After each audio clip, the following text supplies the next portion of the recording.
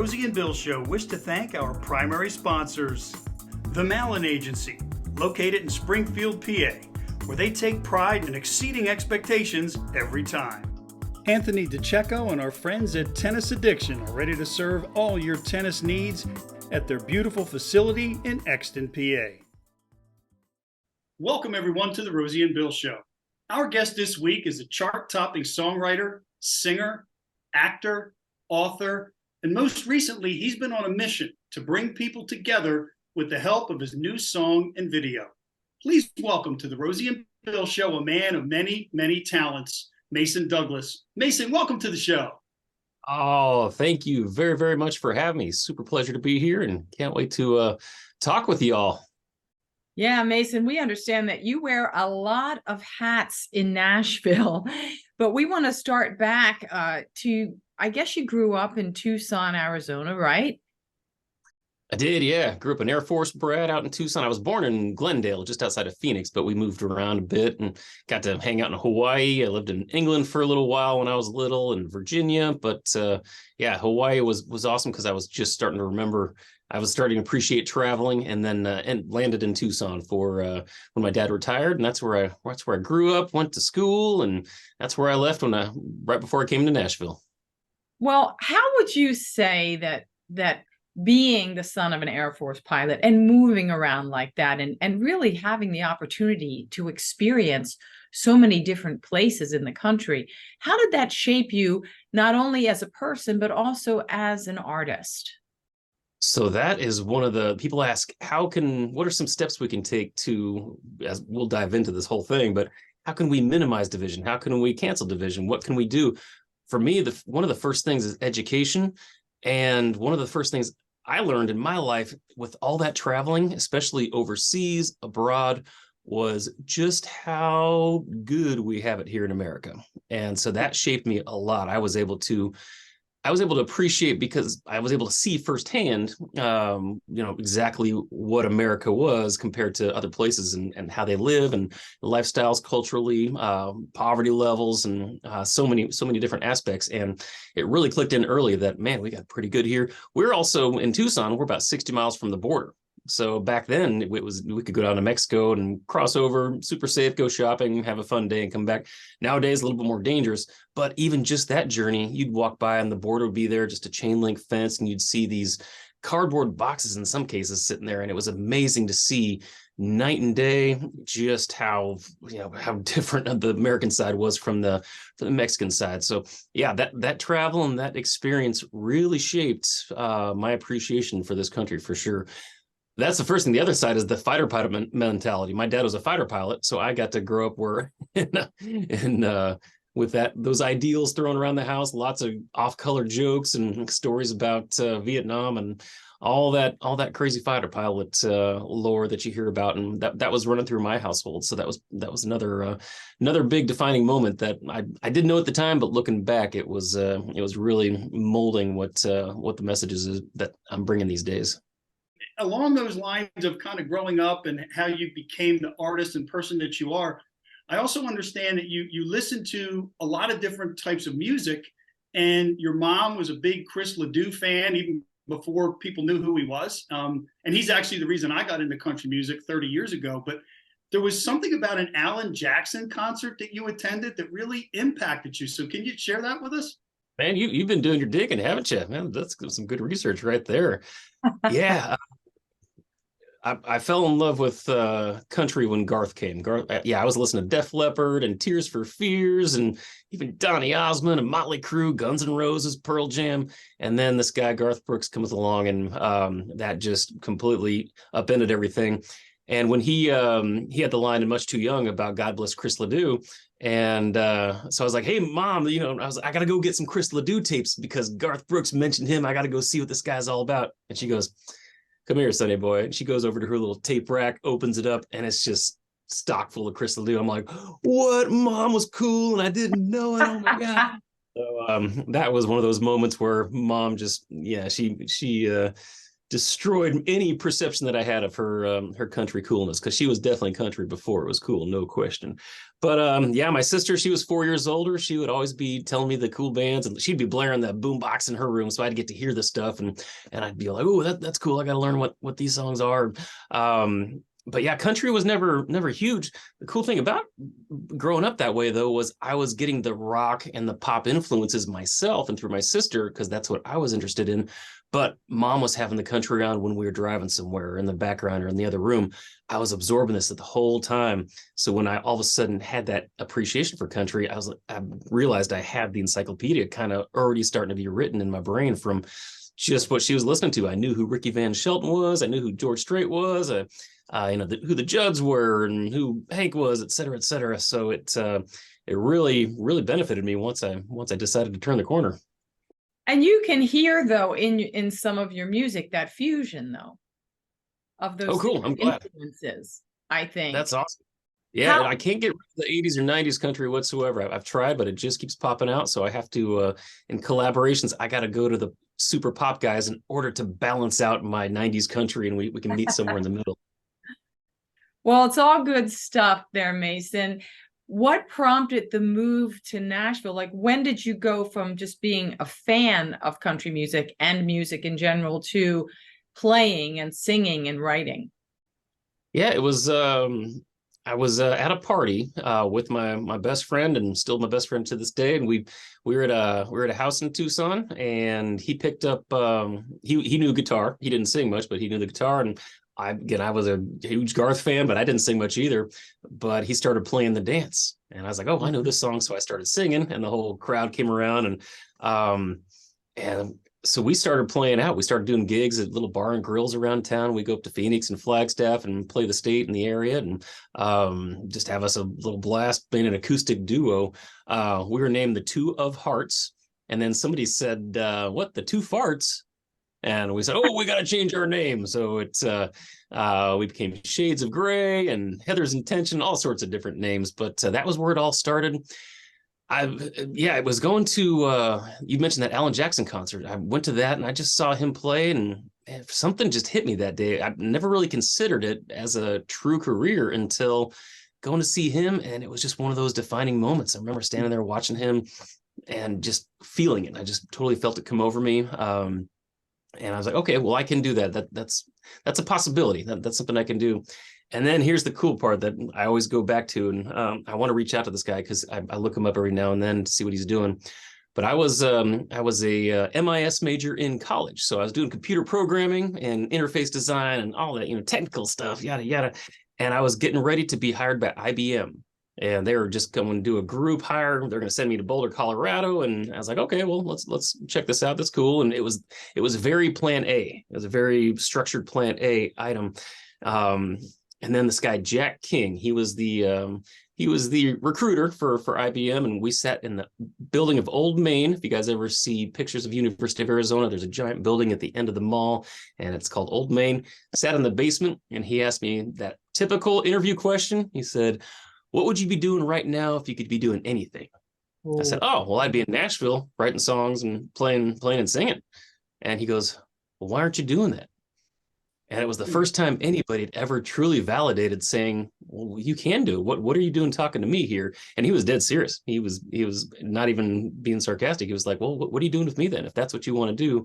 His subtext was, you're young enough. You can always come back to IBM if it tanks in a year or whatever. And so he got me thinking. I said, yeah, what am I doing here? And I left there. I did not accept the IBM proposal at all. And went about 3 or 4 months later, I was in a U-Haul headed to Nashville. So it was pretty crazy. I gotta thank the guy who was trying to hire me for discouraging me from taking the job. Wow, that's a great story.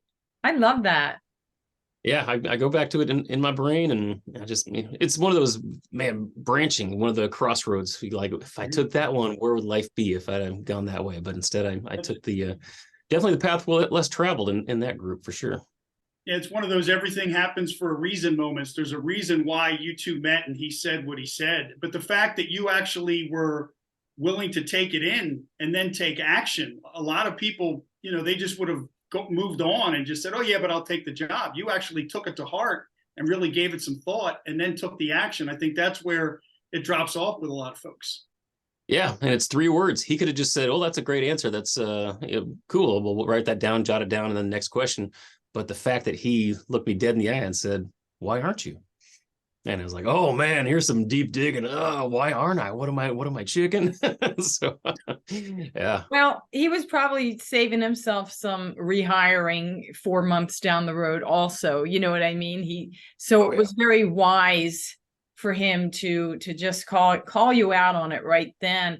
So let's fast forward now. You're in Nashville and you're getting things going, because we understand, in addition to being a singer and a songwriter, you also did some acting, you've written books, you worked on the show Nashville. And I have a question. Did you write any music on that show? Because the music on that show was phenomenal.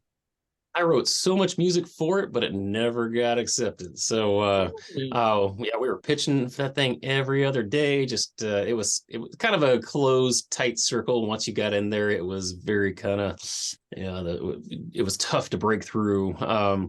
But yeah, we wrote a lot of that stuff and pitched it. I was lucky enough I started off as an extra, ended up being the sound guy for the Beverly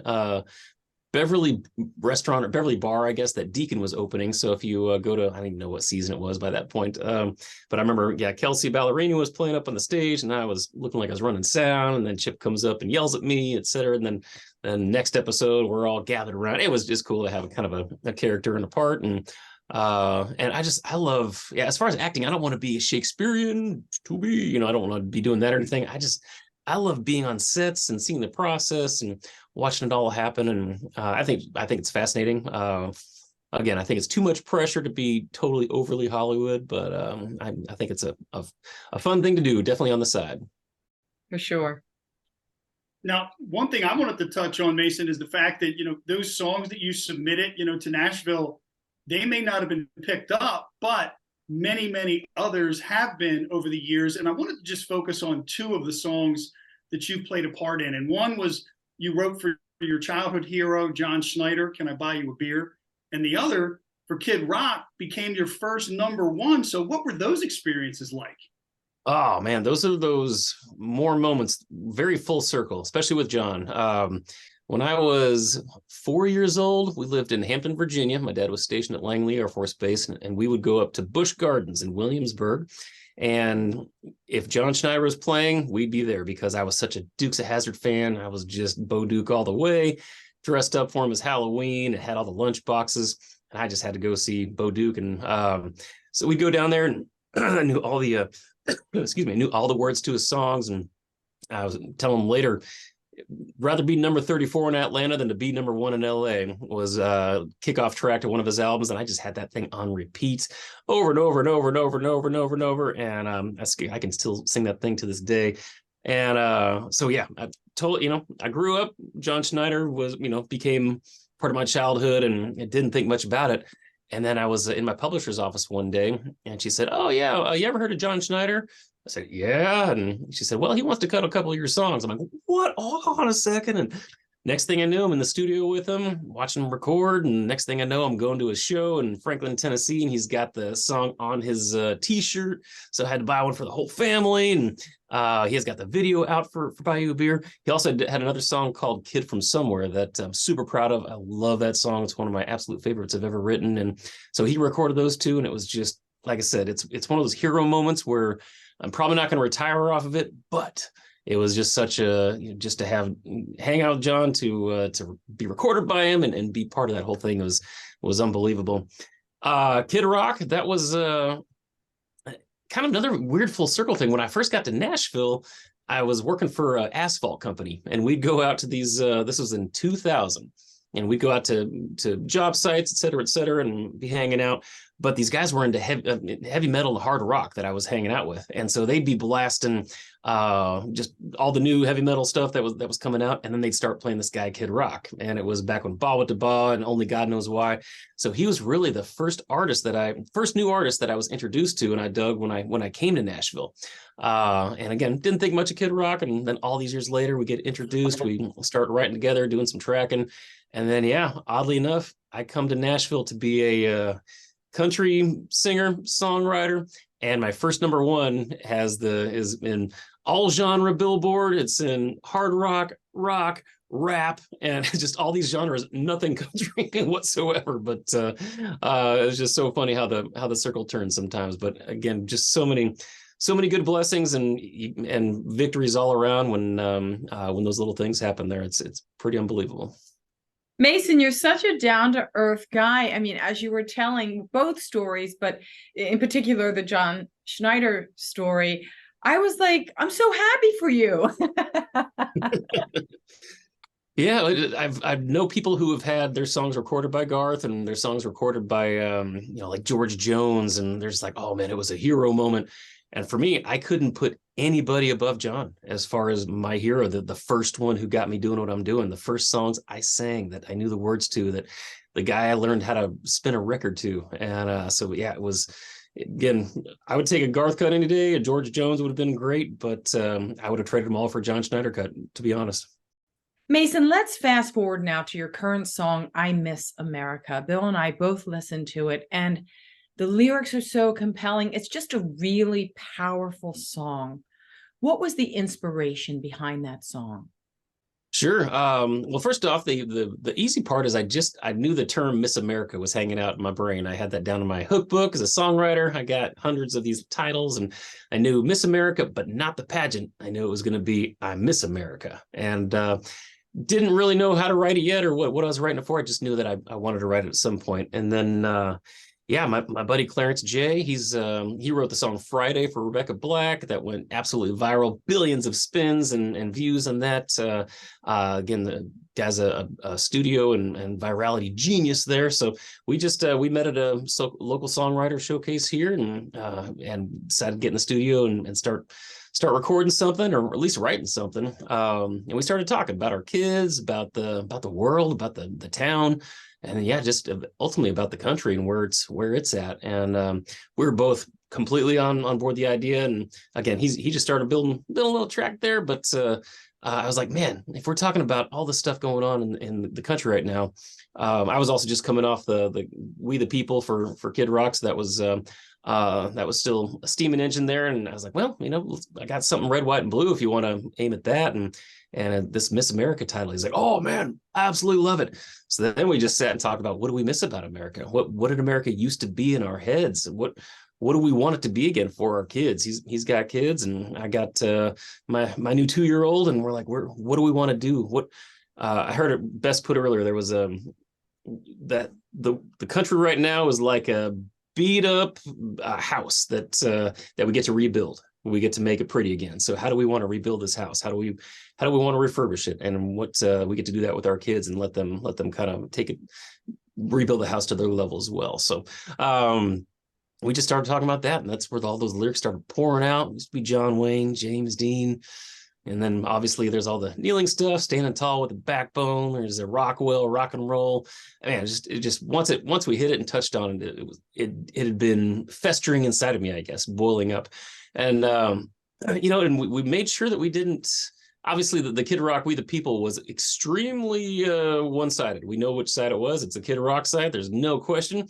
And when you're writing for an artist and their brand, then you go right where it's at, and you own it and you're proud of it. But on this one, we didn't want to go full force just anybody's face. We wanted to say, hey, y'all, everybody needs to get on this message. It's not just any one side is any better or lesser than anybody else. This is a message for everybody right now that we need to listen to, and trying to get that message across. Again, lots of lashback on socials, especially TikTok. I don't even go on TikTok because it's just where all the trolls hang out. But the positive side is it's been nothing but great feedback on 99% great feedback on YouTube and Facebook, and that's where all the shares are happening. So hopefully the message is getting through. We're still trying to get that viral moment happen. We're just about at 1 million total shares and views, so we're getting there. But we'd love to take this thing to the next level.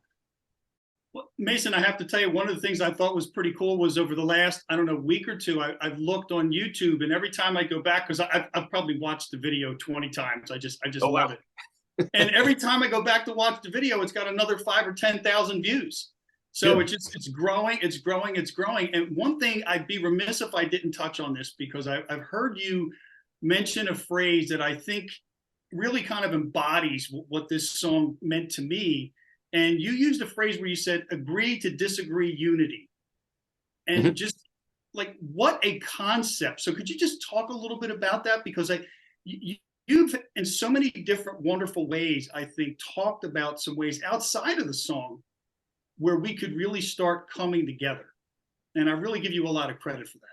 Well, thank you. That's yeah, it's going to be a hard message to get through for a lot of folks, but what I truly believe, and what I've come across with my friends, and the way, and the America that I do miss. Again, I look back at my childhood, and we had family of friends who didn't agree with us politically. We didn't bring it up a whole lot, but nobody hated each other. We still had backyard barbecues and raised the beer, and that's how I said it. Can we toast the beer when we're done with our conversation? And we used to do that. That's the part that I really miss. And so yeah, it's going to be a tough message for a lot of folks who, I mean, there was just a study by the University of Virginia who said it's like 50% of people believe that if somebody is not in their party, then it's worth violence against the other party, or something insane like that. And I'm like, good God, what is going on here? So that kind of mentality. So point being, getting back, and I say this quite a bit, but it's the best way I can put it, is think of your old Venn diagram from math class, and you have your righties and your lefties right here. And so on the edges of the Venn diagram, you're going to have all your extreme crap that everybody's being fed by the headlines, all the shocking, can you believe they said that? Everybody on this side thinks that. And that's where that fringe is. Same on the other side. But in the middle there, that's where you and I are sitting. That's where your neighbor's sitting. We're not all headline attention, just I don't even know what to call them, but we're not all fringe. The vast majority of us are in the middle here. And I think a lot of us want to talk and figure stuff out. And that's the movement of I Miss America. When you see that hat, if you get a hat, get a shirt, or you see somebody walking, then we want the message to be, okay, here's somebody who's willing to have the conversation and not just fight or be violent or name call. This is somebody who wants better for the country and is willing to have the hard conversations to make that happen. Yes, and it is going to be kind of a labor of love, and I think love has to come into it. We have to bring back compassion and kindness for each other, and stop looking at each other as the enemy. No matter Absolutely. what side you're on, I don't know, just for me personally, it's a lot of prayers and hopes that we can come together on this. But it's wonderful that you are embarking on this mission through music, because music can be life-changing, and it can really get to places in people's minds and hearts that conversations can't. So hopefully that will go a long way to healing this country. So thank you so much, Mason, for sharing your life, your music, everything with us. And we wish you all the best with the song and with everything you've got coming up. And we really appreciate you coming on the show. Thank you very much for letting me on here and speak about the mission there. Again, it's just all about less fighting, more uniting. That's the tagline that did make it in the song. But I always go back to those first couple words, or first couple lines in the chorus of the song, which is, I miss the old days when we came together and we'd all say, let's make it better. So that's what we're trying to do. Just make it a little bit better, one ear at a time, maybe one song at a time, one person at a time. But we'll get there. We just gotta keep playing. Absolutely. Well, thank you so much again, Mason. And folks, thank you for tuning in. We'll see you next week. The Sunday Dinner Show.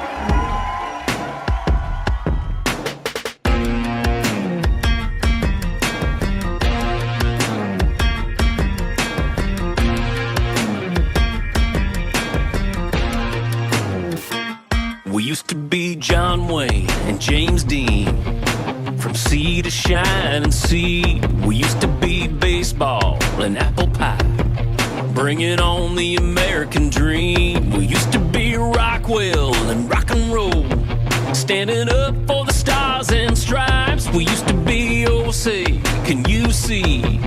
Hand on our hearts with pride. But a new generation dividing the nation is hating and breaking what made it great and trying to fake it and take it on over to the extreme, thinking freedom is free. If only they could see the way it used to be. I miss the old days when we came together and we'd all say, let's make it better. But that train jumped the track, let's bring our country back home. Sweet home of the brave and the bold, yeah, she's something to save. I miss her open arms, I miss her hope and love, but most of all, man, I miss America.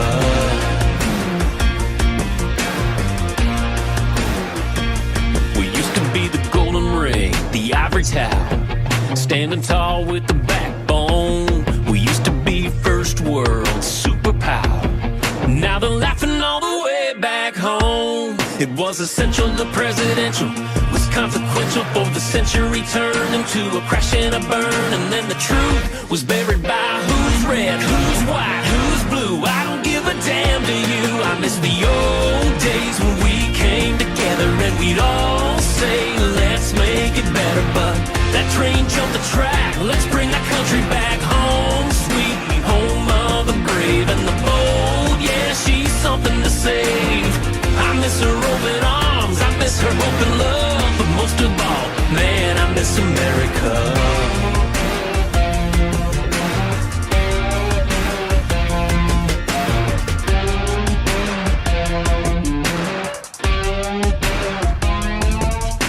We falling, y'all believing we're balling, while oppressing all the voices and choices all in the name of tolerance. This isn't the way to be living, and now we're driven on a mission to cancel division. Man, I miss the old days of waving to your neighbor, hello, hey, that ain't the way we're playing.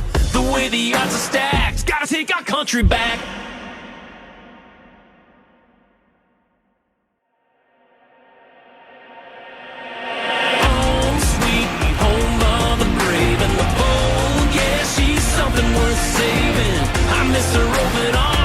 Her hope and love, but most of all, man, I miss America. Yeah, man, I miss America. Man, I miss America.